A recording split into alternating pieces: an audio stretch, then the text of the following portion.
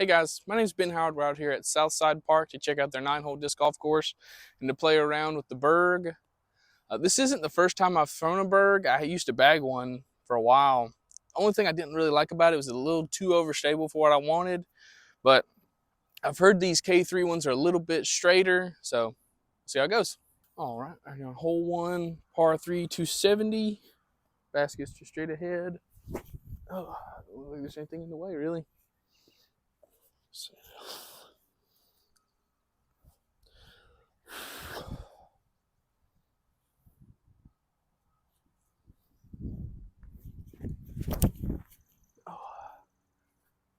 Oh, weird. I actually turned a little bit.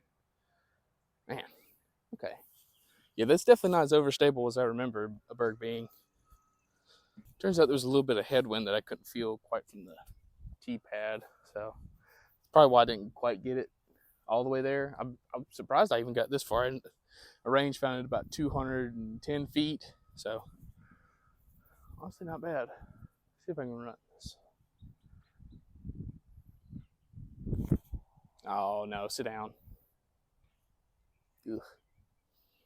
Gotta get used to it.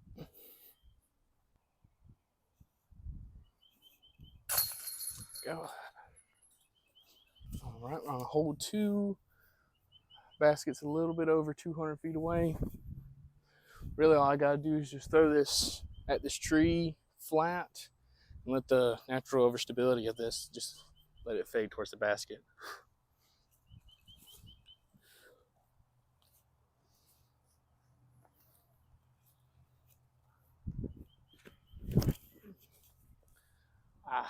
Didn't quite get at the tree, but that time it flew really straight.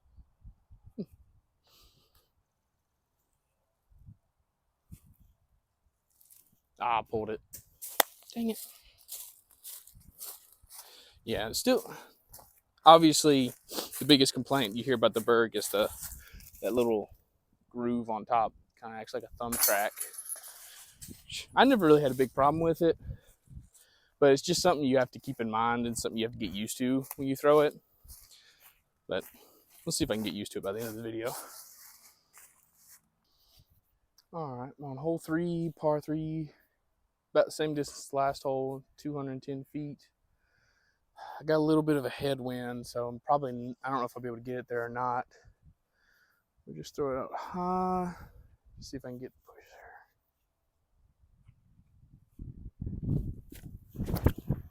there. I had to flip up that time.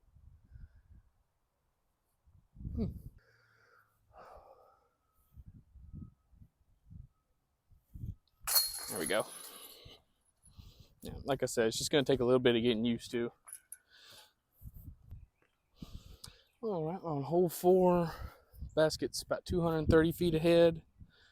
It's kind of cool. I don't know what this thing was, some kind of loading dock thing. I don't know, but kind of on an elevated tee pad, so it's going to play a little bit shorter than that. I'm just going to have to throw it out to the right. You got a little bit of a right to left wind, so just got to take that into account.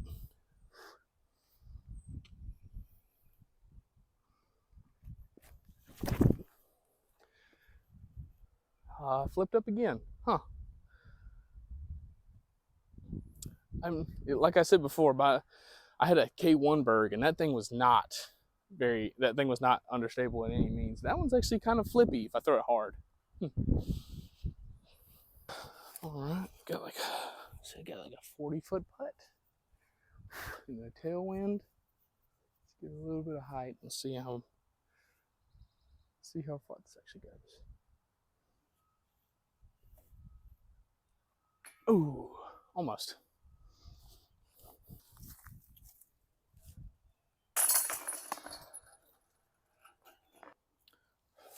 All right, on hole 5, basket's tucked off to the right about 200 feet. This is actually going to let me try something I haven't been able to really do with these 1-speed discs, just throw a forehand, which I've heard a lot of people talk about. They really like the Berg because you can forehand, backhand, go forehand, backhand with it. So I think I'm just going to try and push this out on a little bit of hyzer and see if I can get some left to right movement.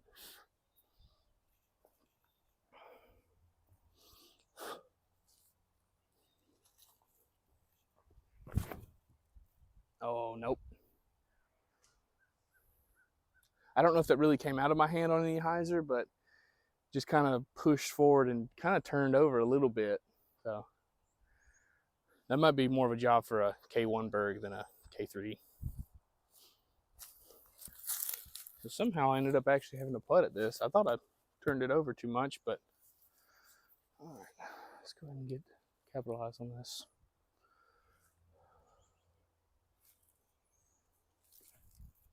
Swing. Oh, dang, almost.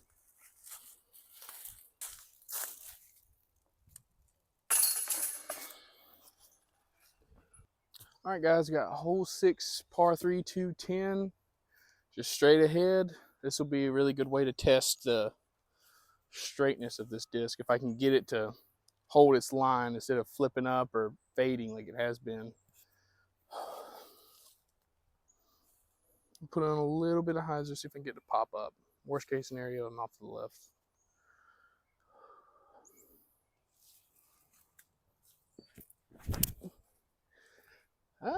It flipped a little bit, but well, I got through everything, so I'll probably have like a 40-foot putt. Okay, I'm honestly a little bit closer than I thought. I'm gonna try to see if I can put this on some anhyzer and see if I can turn around this tree.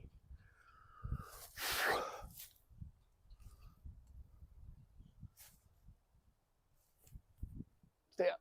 Oh, almost.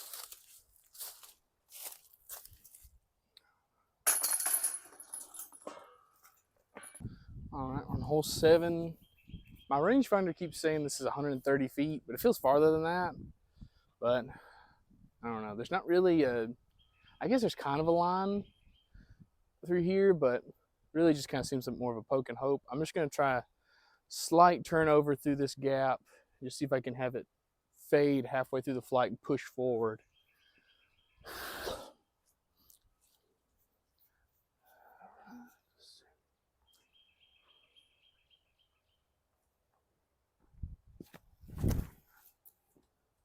Fade. Okay. I didn't get to fade and push forward, but it held that line very nicely. I'll be curious to see how close that is.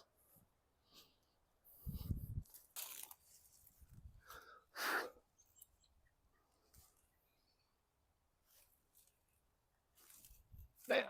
Oh, dang it. There we go.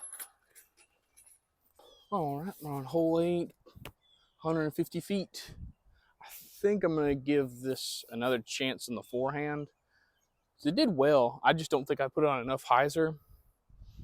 And I'm just going to put it high on a good amount of hyzer and see if I can get it to push forward and fade.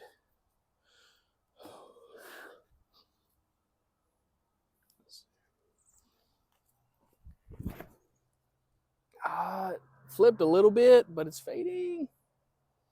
Okay. I threw it a little bit long, but it flew nice.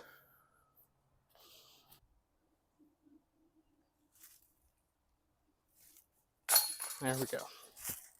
Finally made a putt.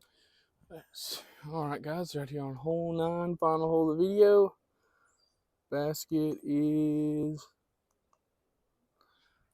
let's see, the trees in front of the basket are 140 feet, so it's probably like 150, 160 feet, depending on how close those trees are. So I'm just going to try and throw this on a little bit of hyzer, kind of high, kind of give it an ace run, really.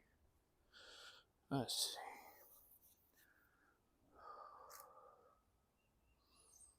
All right. Oh, I pulled it.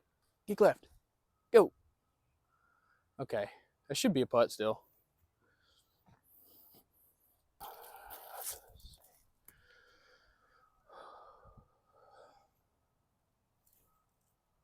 Oh, dang. That dropped hard. Man.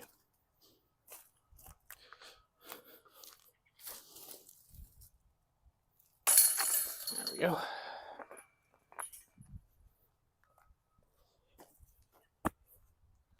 All right, guys, to finish up the round here at Southside. For my thoughts on the Berg, I would say this is a lot better than what I remember. because the K1 that I had was too overstable for what I'm wanting in an approach disc, and this is exactly what I heard, where it's just a little, it's not, it has a little bit of stability if you throw it softer, but if you throw it harder, it can actually get a little bit of turn out of it, or just hold dead straight the whole way, which is what I really wanted out of an approach disc. Something that's kind of, if I throw it soft, it'll get that finish, or if I throw it hard, I can get that little bit of turn. It's a very controllable disc, which is very nice. I'm gonna put this at number 2, just over the Luft and under the Sonic. Main reason I don't want to put over the Sonic is because I like the feel of the Sonic more, and the Sonic's a little bit touchier, so I get a little bit more of that control out of it, even though this is really close to what I wanted. And the reason it's going to beat the Hydrogen is because you can't quite get that controllability out of it. Like you saw in that video, like I'm throwing it on steep hyzers and it's still pushing forward, which is nice for like a controlled driving putter, but it's not what I'm wanting out of a.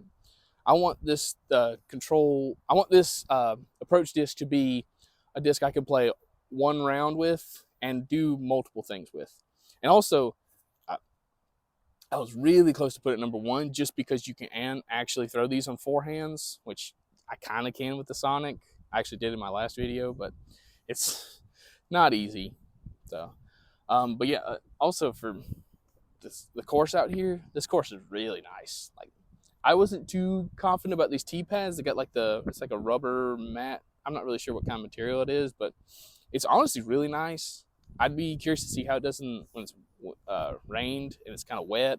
It might be a little slick then, but for these conditions, it's really nice. And like the baskets are all well placed.